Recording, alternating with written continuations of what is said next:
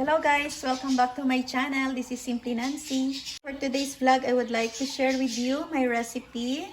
So, I'm going to cook arroz caldo with chicken feet. Ayan mga kasimpli ang aking chicken feet. I keep on boiling it kasi gusto ko mas siya, yung mas masarap yung ganon, yung medyo naghihiwalay na yung laman niya dun sa bones. So, ito yung aking gagamiting ingredients mga kasimpli. I have here the saffron or the kasubha. Yan. And then I have the luya or ginger, tapos may onions, and then may garlic. So ayan yung aking gagamitin. And then of course I have here the glutinous rice. Ayan mga kasimpli. So simple ang ating recipe, just like that. So igigisa ko lang siya and then a few minutes pwede na nating hanguin yung ating chicken feet. So okay na siguro to, medyo malambot na siya. Let's start cooking mga kasimpli. Ready to boil na. Nilagyan ko ng konting asin. Tapos may bay leaf. And then may pamintang buo or whole peppercorn. Lagyan ko muna siya ng konting oil. So I use olive oil mga kasimpli. So any cooking oil pwede naman. And then let's start saute our onions.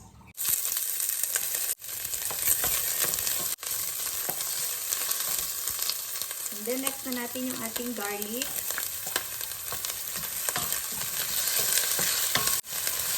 Next is the ginger. Okay.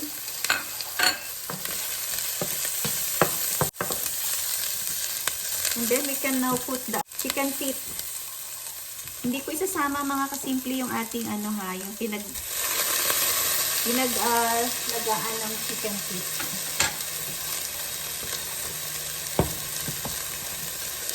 So unahin ko lang munang isutay itong ating chicken feet.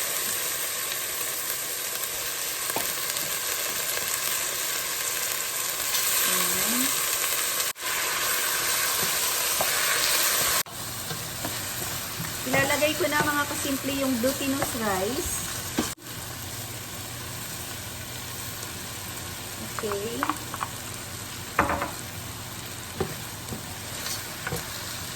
One cup lang yung nilagay ko na na glutinous mga kasimple.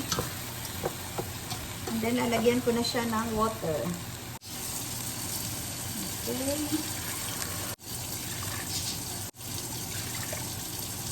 Let it simmer. Hindi kasi ako masyadong nagme-measure sa pagluluto mga kasimpli. Tinatansya ko lang. Kaya i-check na lang natin mamaya kung pwede na siya, kung okay na. Wait lang natin mag-boil and then i-check natin kung okay na siya. Okay.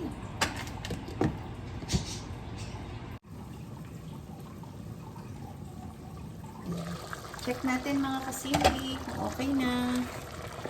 So, ayan. Okay na ang ating arroz caldo. Malapit ng maluto.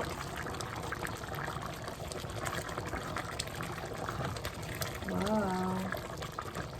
So, ilagay na natin yung saffron mga kasimpli or yung kasubha. And then, lagyan natin siya ng asin. Timplahan natin ng salt kung okay na. Then, lagyan natin ng konting fish sauce. Okay. Lagyan natin ng saffron. Ayan mga kasimple. Masarap kasi pag may ganyan. And then, konting patis.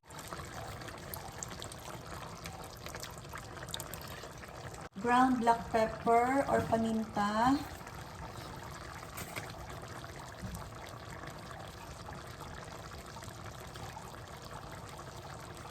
Okay. So, let's see mga kasimple. Luin natin kung okay na ba siya.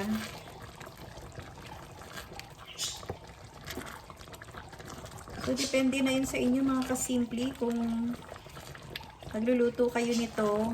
Kung gusto niyo na ito yung ganitong mixture, yung ganitong hindi masyadong ma-liquid or masabaw.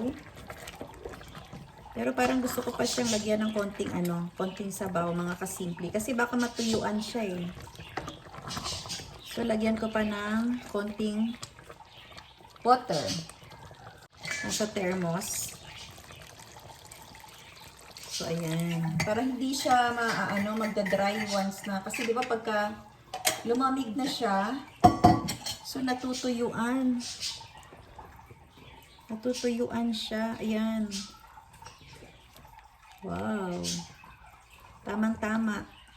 Sa malamig-lamig na panahon. Namimiss ko na ito sa Pilipinas, mga kasimple. Yung lugawan sa kanto pala. So, lagyan natin ng asin. Pampasarap din yung bay leaf. Pakuluan ulit muna natin ng mga ilang minutes.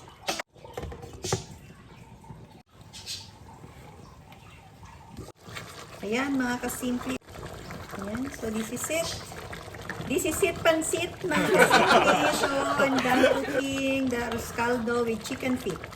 Thank you for joining us today. See you on my next vlog. Please don't forget to like, share, and subscribe my channel. For those who are not yet subscribed, please don't forget to hit the bell button para lagi kayong updated sa ating mga latest uploads. Thank you so much, mga kasimple. Thank you, thank you. Please comment down below.